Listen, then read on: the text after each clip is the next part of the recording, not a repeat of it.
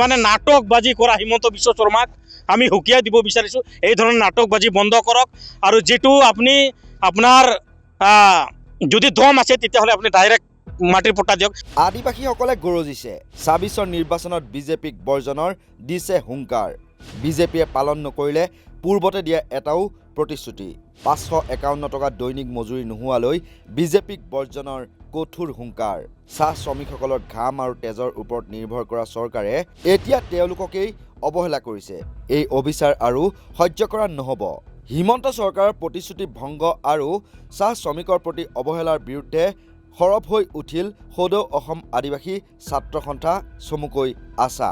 কেন্দ্ৰীয় সমিতিৰ নিৰ্দেশ মৰ্মে ওদালগুৰি জিলা সমিতিৰ উদ্যোগত ভেৰগাঁও মহকুমাধিপতি কাৰ্যালয়ৰ সন্মুখত ২ ঘণ্টীয়া অৱস্থান ধৰ্মঘট কাৰ্যসূচী ৰূপায়ণ কৰি সংগঠনটোৱে চৰকাৰক কঠোৰ ভাষাৰে সমালোচনা কৰে। অৱস্থান ধৰ্মঘটৰ জৰিয়তে আছাই স্পষ্ট ভাষাৰে কয় যে আদিবাসী চাহ শ্ৰমিকসকলৰ সৈতে দীৰ্ঘদিন ধৰি চলি অহা অন্যায় আৰু প্ৰতাৰণা সহ্য কৰা নহ'ব। ২০২১ চনত চৰকাৰৰ নিজৰ নিৰ্দেশনা অনুসৰি চাহ শ্ৰমিকৰ দৈনিক ন্যূনতম মজুৰি ৩২১ টকালৈ বৃদ্ধি কৰাৰ কথা আছিল যদিও ২০২৬ চনত মাত্ৰ ২৫০ টকাৰ পৰা ৩০ টকা বৃদ্ধি কৰি ২৮০ টকালৈ সীমিত ৰখাটো চৰকাৰৰ দুমুখীয়া নীতিৰ স্পষ্ট প্ৰমাণ বুলি অভিযোগ তোলে সংগঠনটোৱে।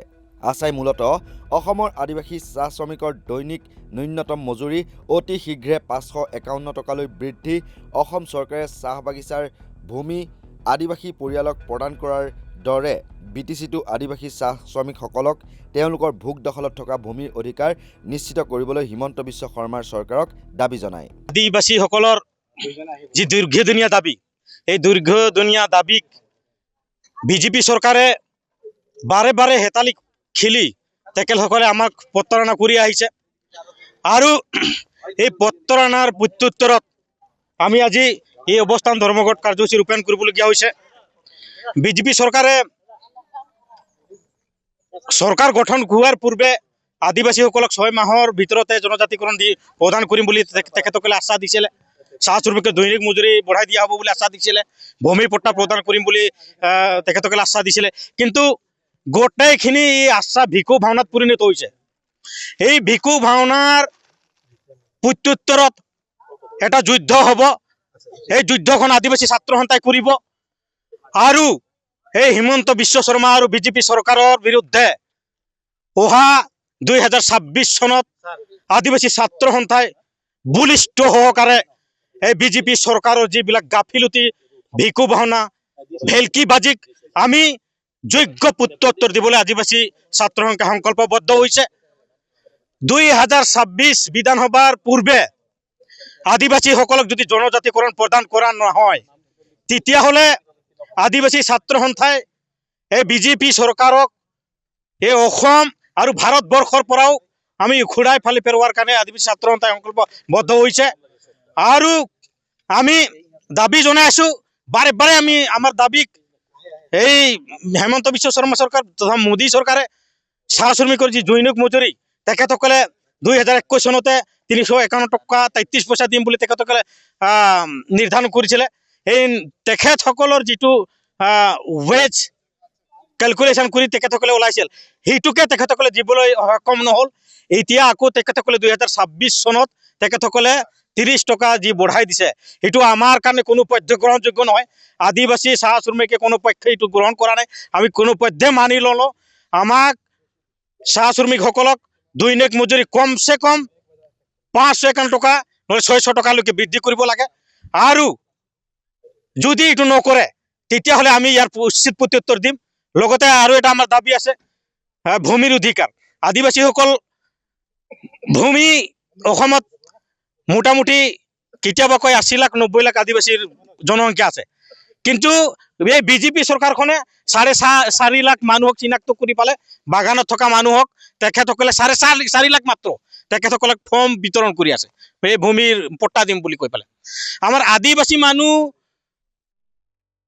৮০ লাখ ৯০ লাখৰ ভিতৰত ৪.৫ লাখ মানুহ বাগানৰ মানুহ, কিন্তু এই যে ৮০-৯০ লাখৰ ভিতৰত মোটামুটি আপোনাৰ 70-60-85 লাখ মানুহ গাঁৱত আছে।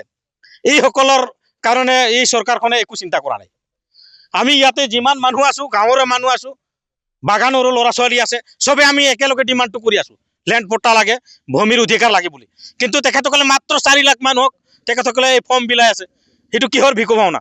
আৰু এই 4 লাখ ফৰ্ম তেখেতসকলে বিতৰণ কৰি পালে তেখেতসকলে ক'ব বিচাৰি আছে কি যেনিবা এই ফৰ্ম বিতৰণ কৰি আছে, কিন্তু তেখেতসকলে মাটিৰ পট্টাহে দি আছে। সংগঠনটোৱে লগতে সকীয়াই দিয়ে যে আগন্তুক বিধানসভা নিৰ্বাচনৰ পূৰ্বে যদি এই দাবীসমূহ পূৰণ নকৰে তেন্তে বিজেপি দলক সম্পূৰ্ণৰূপে বৰ্জন কৰাৰ বাবে গণ আন্দোলন গঢ়ি তোলা হ'ব বুলি তেওঁলোকে দাবী কৰে। চৰকাৰৰ প্ৰতিশ্ৰুতি ভংগ আৰু চাহ শ্ৰমিকক কৰা প্ৰতাৰণাৰ বিৰুদ্ধে এই আন্দোলন অধিক তীব্ৰ ৰূপ ল'ব বুলিও সতৰ্কবাণী জাৰি কৰে। আমি ধিক্কাৰ জনাইছোঁ হিমন্ত বিশ্ব শৰ্মা ডাঙৰীয়াক। আৰু যি দৈনিক মজুৰিৰ কথা কৈছিলে, আমি যোৱাকালি যিটো কেবিনেটে সিদ্ধান্ত লৈছে আমি দেখিবলৈ পালোঁ 30 টকা বৃদ্ধি কৰা। এই 30 টকা আমি গ্ৰহণ কৰা নাই। আপোনালোকে যদি সঁচাকৈ যদি চাহ শ্ৰমিক আদিবাসীক যদি ভাল পায়, মানুহ হিচাপে জীয়াই থাকিব বিচাৰে বা অসমখন শান্তিৰূপে চলাই নিব বিচাৰে, তেনেহ'লে যদি আদিবাসী ডেভেলপ নহ'লে অসমখনো ডেভেলপ নহ'ব, অসমো পিছুৱাই থাকিব। তেখেতসকলে ন্যূনতম মজুৰি আইন লাগু কৰিব লাগে আৰু কমচে কম এই চাহ শ্ৰমিকক 600 টকা প্ৰদান কৰিব লাগিব দৈনিক মজুৰি। এইটো আমি এই আজিৰ কাৰ্যসূচীৰ দাবী জনাইছোঁ। আৰু আমি ক'ব বিচাৰিছোঁ এই ধৰ্ণা কাৰ্যসূচীৰ যোগেদি আমাৰ এই হাগ্ৰামা মহিলাৰী BTC চিফ ডাঙৰীয়া তেখেতসকলে চৰকাৰ অহাৰ পূৰ্বে কৈছিলে, প্ৰথম তেখেতসকলে এজেণ্ডা ৰাখিছিলে আমি মাটিৰ সমস্যা আমি সমাধান কৰিম বুলি। আমি দেখিবলৈ পাইছোঁ এতিয়া কামখিনি তেখেতসকলে মাটিৰ কাম কৰি আছে, কিন্তু আমাৰ আদিবাসী লোকসকলে এতিয়ালৈকে ভূমিৰ অধিকাৰ পাবলৈ সক্ষম হোৱা নাই। আমি যিমান আদিবাসীসকলে এপ্লাই কৰি আছে, কিন্তু তেখেতসকলৰ নাম লিষ্টতে নাহে। আমি এইটো কাৰণটো আমি সুধিব বিচাৰিছোঁ হাগ্ৰামা মহিলাৰী, তেখেতৰ যদি সঁচাকৈ যদি দিবলৈ মন আছে আপোনালোকে ভালকৈ কাম কৰক। আৰু যি আমাৰ এই BTCত বসবাস কৰা চাহ শ্ৰমিকসকলৰ ভূমিৰ পট্টা অতি সোনকালে BTC এই যি আগন্তুক নিৰ্বাচন আহি আছে, বিধানসভা নিৰ্বাচনৰ পূৰ্বে প্ৰদান কৰিবলৈ আপোনালোকে আৰম্ভ কৰক। অন্যথা কিন্তু আমি আদিবাসী ছাত্ৰ সন্থা তথা চাহ শ্ৰমিকে এই BTCৰ পৰা হাগ্ৰামাকো আগন্তুক আমি খেদিবলৈ তৈয়াৰ আছোঁ আৰু এই হিমন্ত বিশ্ব শৰ্মাকো খেদিবলৈ আমি তৈয়াৰ আছোঁ। মানে নাটকবাজি কৰা হিমন্ত বিশ্ব শৰ্মাক আমি সকীয়াই দিব বিচাৰিছোঁ, এই ধৰণৰ নাটকবাজি বন্ধ কৰক।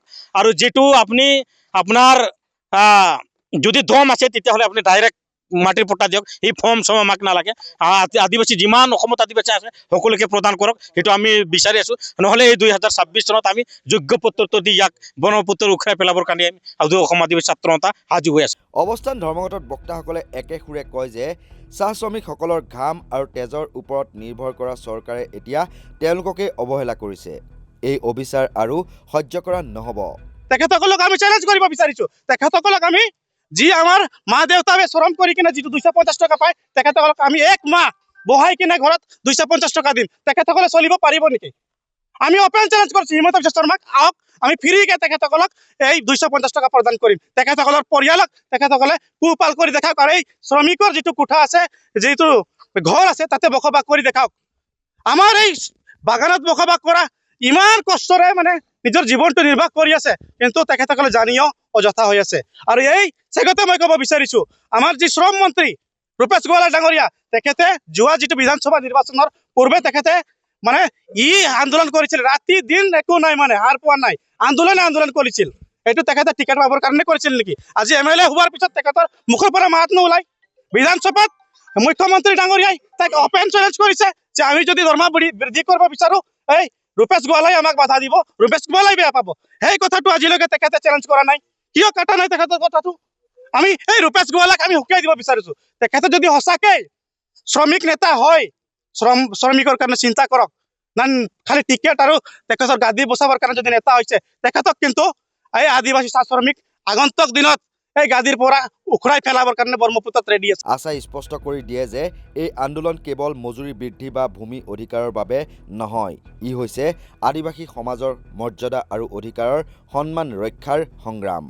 এই দাবীসমূহ অতি শীঘ্ৰেই পূৰণ নকৰিলে ৰাজ্যজুৰি বৃহৎ গণ আন্দোলন গঢ়ি তোলা হ'ব বুলি সংগঠনটোৱে চৰকাৰক কঠোৰ ভাষাৰে সতৰ্ক কৰি দিয়ে। ওদালগুৰিৰ পৰা চিন্ময় ডেকাৰ প্ৰতিবেদন, নৰ্থ ইষ্ট নাও।